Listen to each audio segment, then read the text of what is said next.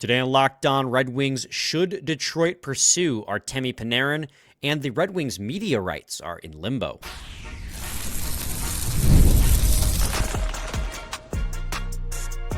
You're Locked On Red Wings, your daily podcast on the Detroit Red Wings. Part of the Locked On Podcast Network, your team every day. Welcome back to the Locked On Red Wings podcast. We are your hosts, Brian Fisher and Scotty Bentley, part of the Locked On Podcast Network, your team every day. You can listen to us wherever you get your podcasts. And if you'd like to listen to us ad-free, just head on over to lockedonpodcast.com/everydayer and subscribe to the Everydayer Club. You get those episodes ad-free every single day, as well as access to an exclusive Discord server in which you can interact with other Red Wings fans, including Scotty and I. On today's docket, we want to finally touch upon the Artemi Panarin conversation. The roster freeze is actually today. It's this afternoon by the time people are listening to this, going into the Olympic break. But obviously, the trade deadline is in March itself. But there's been a lot of talk about the two trade deadlines, in air quotes, one before the Olympics and the official one in March. And Artemi Panarin's name has been out there for over a week or so. Again, just because of the condensed schedule and the way we structure our shows, we just haven't had the bandwidth to talk about Artemi Panarin up until this point. We finally get to say our piece on it, kind of contribute our thoughts to the discourse online regarding this superstar. And we also want to talk to you guys about the media rights situation with the Tigers and the Red Wings, because it could affect how you watch your games, as well as preview the final game before the Olympic break, which is in Utah against the Mammoth. I think their first matchup together since they became the Mammoth. It's the first ever game between the Mammoth and the Red Wings, I think. Or did they play earlier in the season? Earlier, but maybe I'm thinking of when they were just the Utah hockey team. I think you're right, though. I think they did play. Yes, Mammoth won 4-1 back in December. Yeah. Wow. Not even that long ago. Man, my brain is cooked. That's all right. Anything pre-holiday is just mush, yeah. Anything pre-American Christmas. Today's episode is brought to you by FanDuel. It's the last call for football on FanDuel. If you're a new customer, bet just $5 and get $200 in bonus bets if you win. All right, Scotty, let's dig right into it. Artemi Panarin, 34-year-old left winger, right shot, 5'11", on the final year of a 7-year deal, paying him $11.5 million, has 57 points in 52 games. About 30, I think 32 of those have come at 5-on-5. I mean, this is a guy who's definitely in the backside of his career, but in his absolute prime was a superstar at the NHL level. He had 120 points, a career high, just 2 seasons ago. So the question becomes, should the Red Wings be asking about Artemi Panarin, and would that deal make sense for the Red Wings, also given what Panarin wants in return? Yeah, there's a ton of nuance with that. I mean, should the Red Wings be asking about him? I mean, probably. And it feels kind of ridiculous to say no to that. I mean, if they truly are just going to be selling off pieces here, then I'd hope that a team in the Wings position that has the assets that Detroit has would be at least kicking the tires on it. So yes, but there's just a lot of nuance with it, because he wants to go to a team that will extend him, presumably, and wants a pretty hefty deal, which I'm not here to say that he hasn't earned. I mean, again, you look at the prime years of his career, he was one of the best players in the world. So I think it's, he worked hard to get to that point, and he's earned, whatever his asking price is going to be. But it's going to be really, really expensive. And so right. It is, I really do think it's a unique conversation, because it feels weird from my perspective to be you're going to have to kind of put up or shut up with somebody and just be willing to give the assets that are being asked of.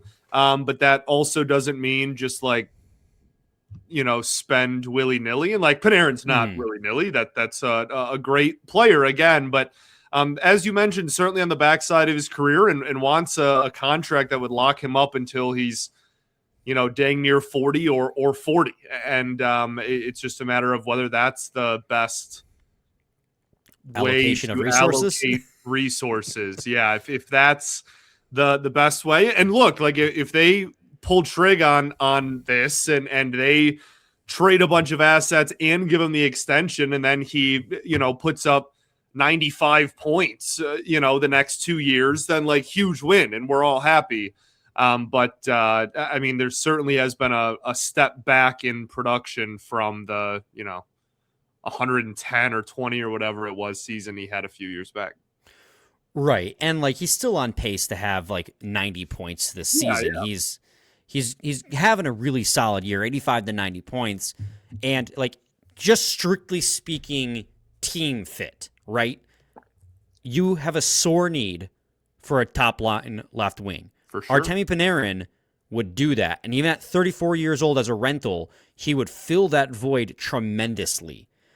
He is undersized and primarily a perimeter player, so he doesn't quite give your team size and that go-to-the-net presence they really need, but he more than makes up for that by being Artemi Panarin. So as a rental, yeah, I see a world where like that would be a perfect fit for the team on the roster with what they need right now. But like you said, it really comes down to the nuance that makes it difficult. One, he has a full no move clause, and he has full ability to nix any trade to anywhere. And he's also made it pretty well known that he either wants to go to the West Coast or Florida or Tampa, someplace warm. And he also wants a $50 million extension.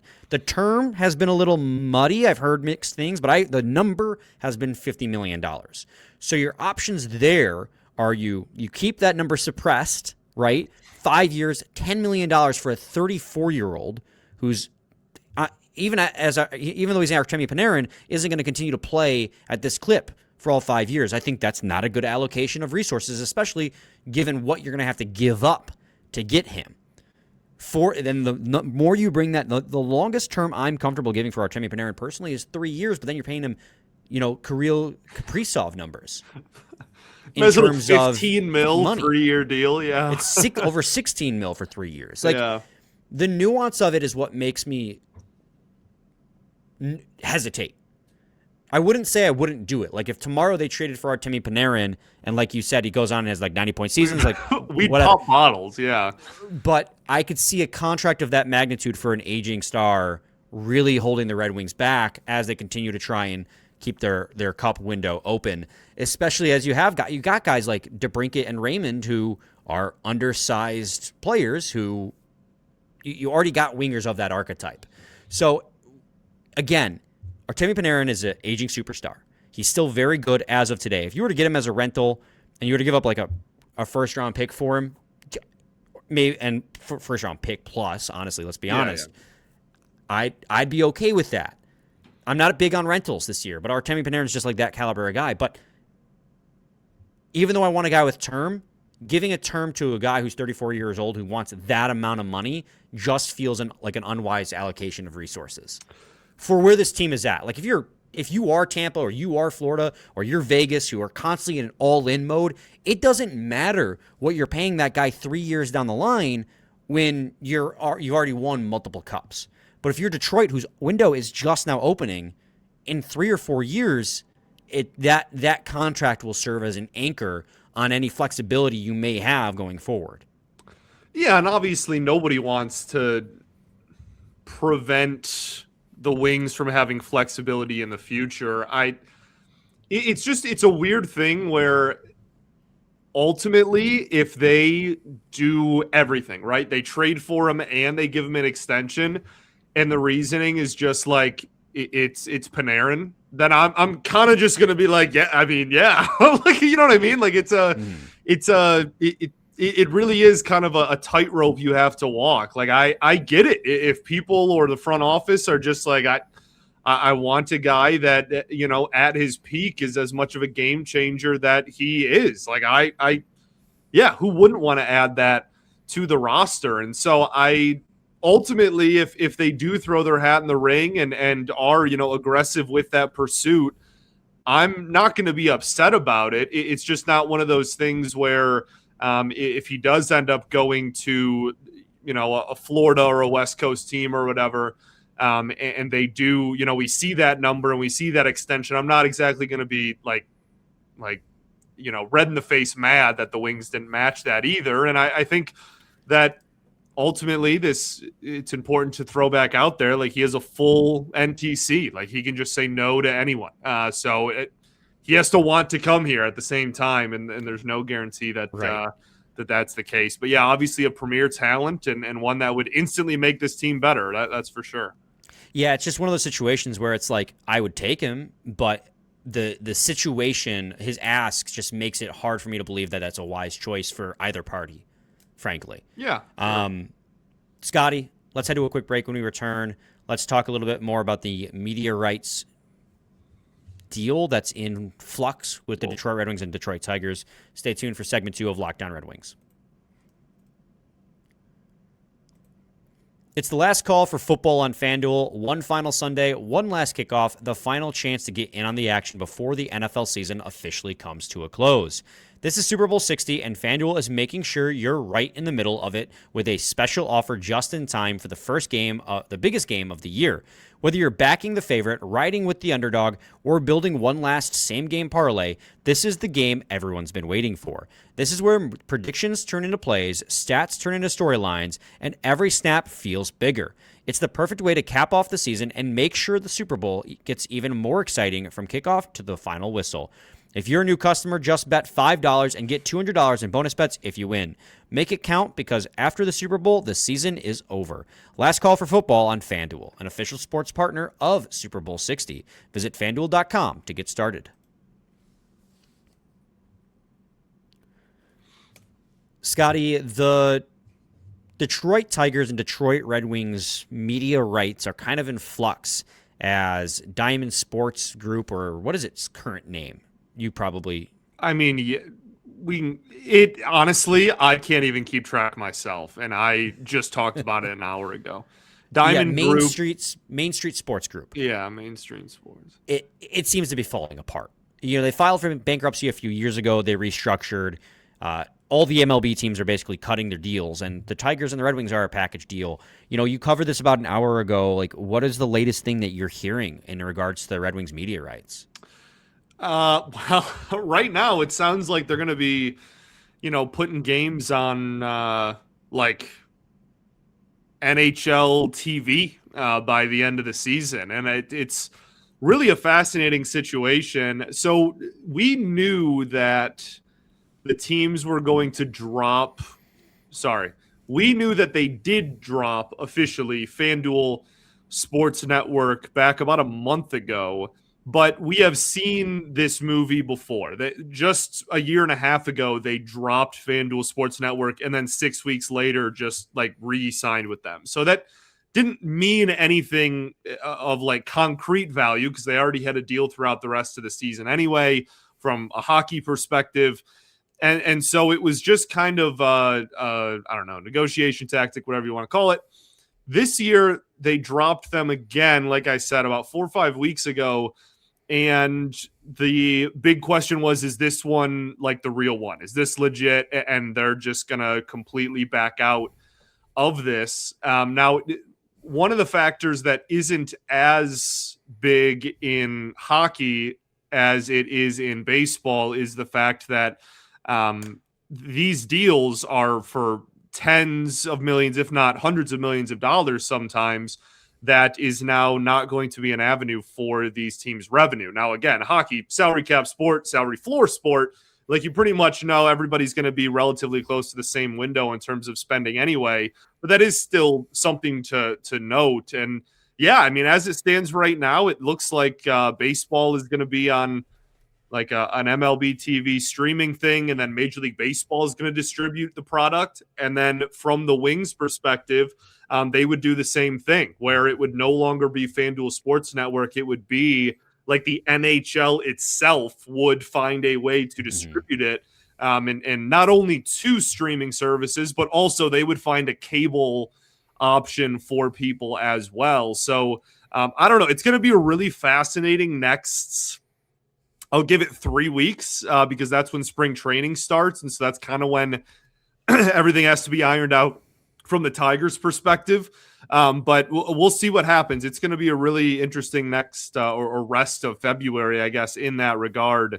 But it looks like we're kind of closing in on the Red Wings potentially being broadcasted and distributed through the league itself, which is kind of fascinating.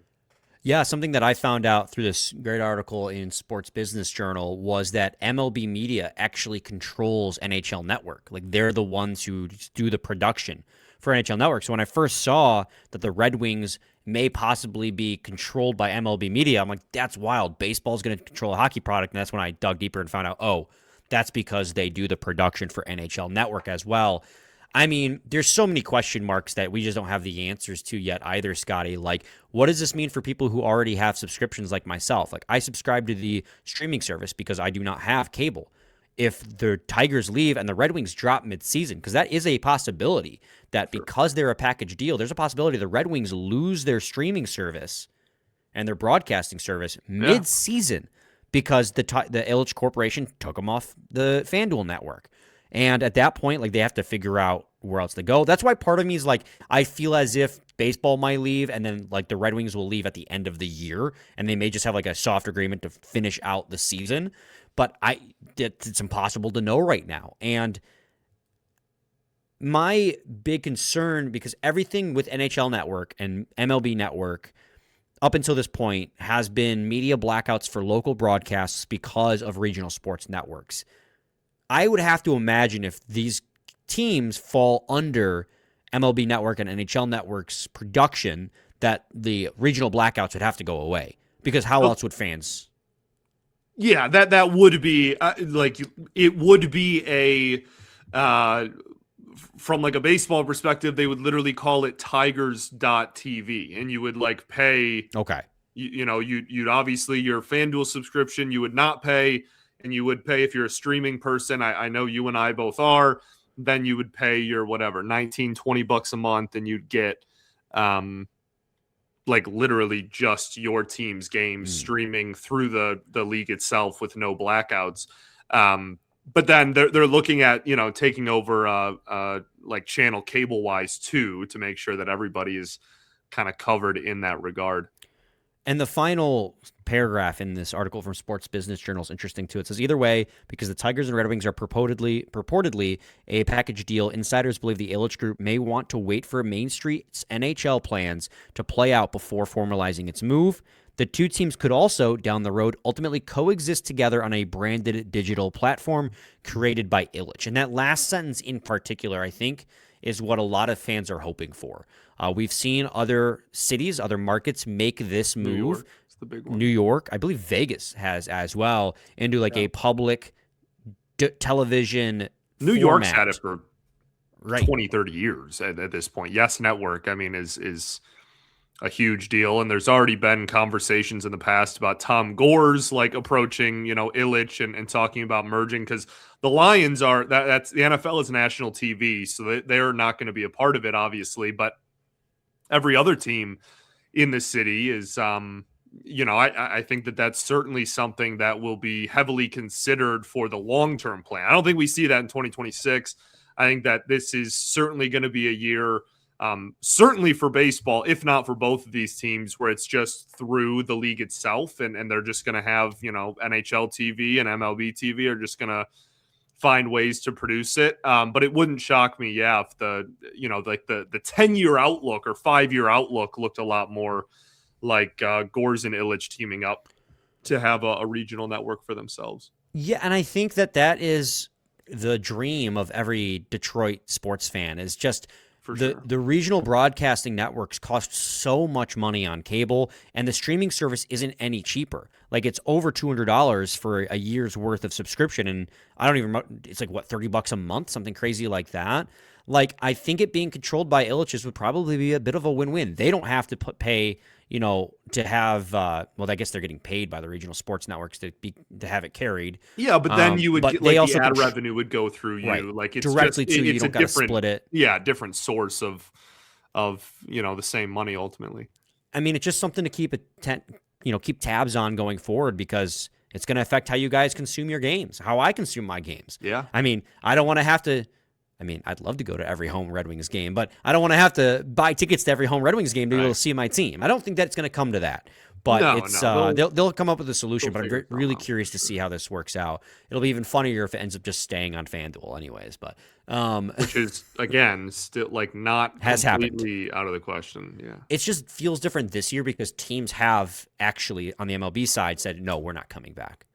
Yeah. I think that's what's... There's also, like there are reputable sources that are saying like this is, there is a actual tangible real chance that this is what 2026 looks like, and it's not with FanDuel. Yeah, this is certainly the most momentum it's ever had. Scotty, let's head to another break. When we return, we'll preview the Red Wings' final game before the Olympic break in Utah against the Mammoth.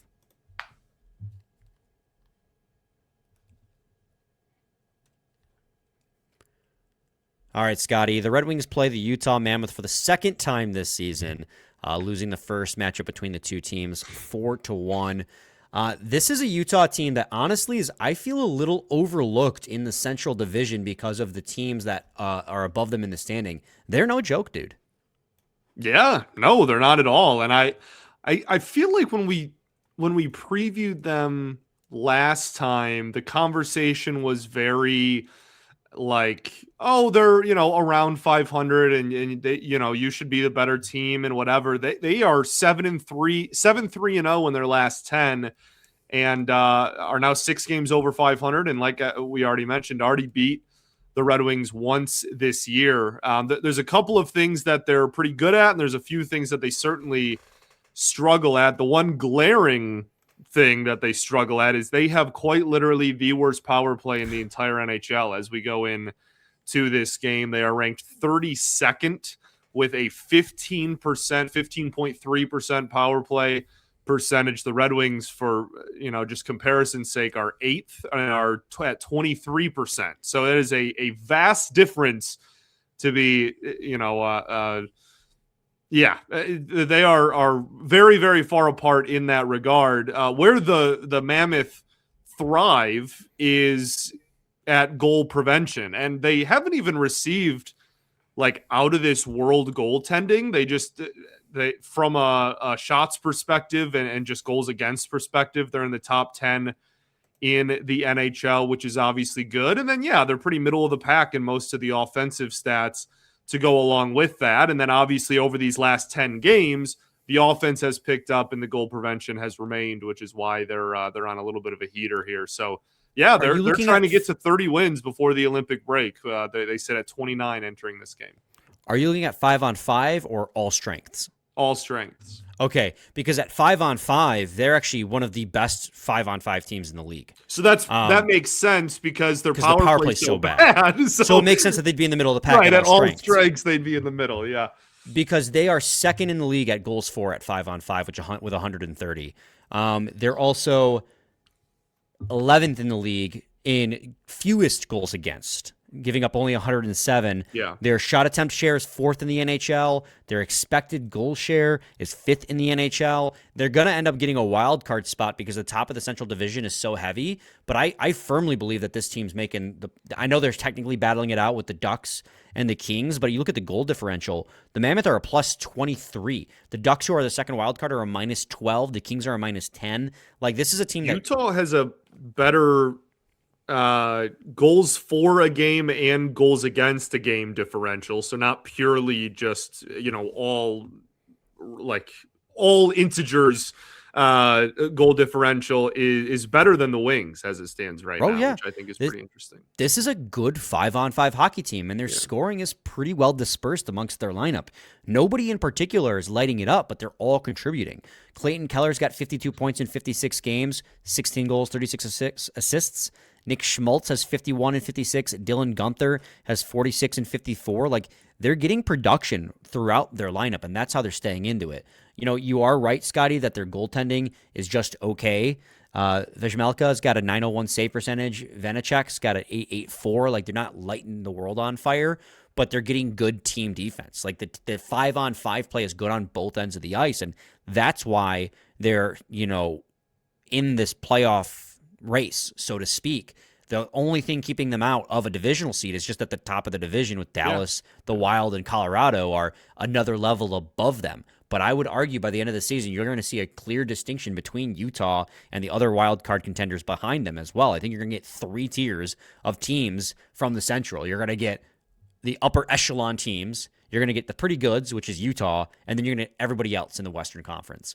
Because it's just, you look at the Pacific Division's divisional race, Scotty, and Seattle has fewer wins than the Utah Mammoth in regulation. Mammoth have more points than Seattle as the 3rd seed in the Pacific, but because they're in the Central, they're sitting in the wild card. They have a goal differential of -3. Like, it's just, the divisional format as it stands is so stupid to me. I'm so over it. The fact that we're going to get Minnesota and Dallas in the first round, 2 teams that are really good, is just criminal to me. It should be a 1 through 8 seeding. I firmly believe that. But I digress. Utah's a very good hockey team, so you can't go into Utah. This is not the Coyotes anymore. This is an organization that has an owner that actually is investing in this team to win. They got a good young core. Yeah, I'm completely lockstep with you, and I think that they have taken certainly a step forward, from the last 2 years to where they are now, and the end of the Arizona tenure to where they are now. But I think there's a lot of momentum here, and I think they are. Who said it? It was someone on NHL Network mentioned that they were one of the more intriguing teams kind of heading into the deadline because they could do absolutely nothing and you'd kind of understand it, or they could, buy a little bit and try to add to the core that they have in place and you would also understand it. So, yeah, I think they have a lot of momentum. And like I said, they already beat you once. So hopefully they don't beat you again. Yeah, let's go into the Olympic break feeling good about ourselves with a W. Scotty, do you have any final thoughts? You think Gibson? Yeah, I think Gibson. I think so too. All right. That was my only other thought. We ball. We do ball. We'll be back with a new episode tomorrow. Same time, same place. It's your team every day.